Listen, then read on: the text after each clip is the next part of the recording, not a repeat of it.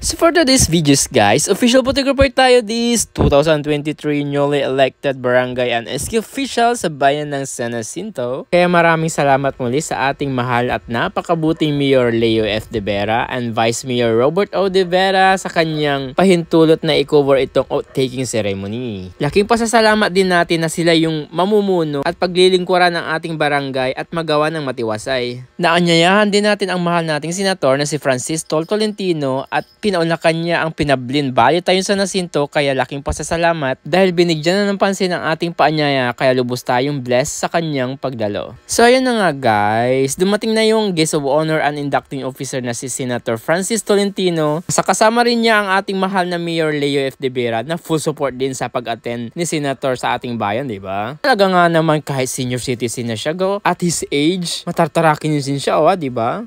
Nagkaroon na muna ng speech ang mga naimbita nating mga bisita na sina BM Noy de Guzman, Congressman Tof de Venecia. Ayan.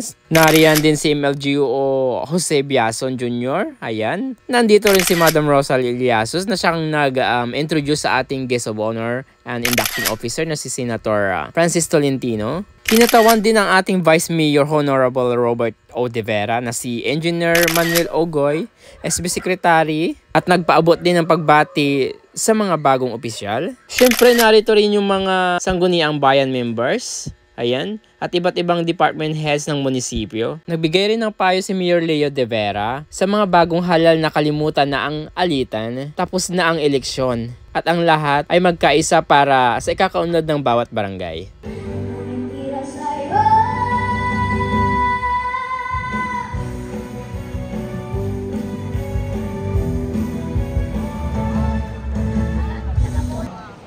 Umabig sa inyo ng maligayang Pasko at pasinayaan simulan ng inyong oath-taking.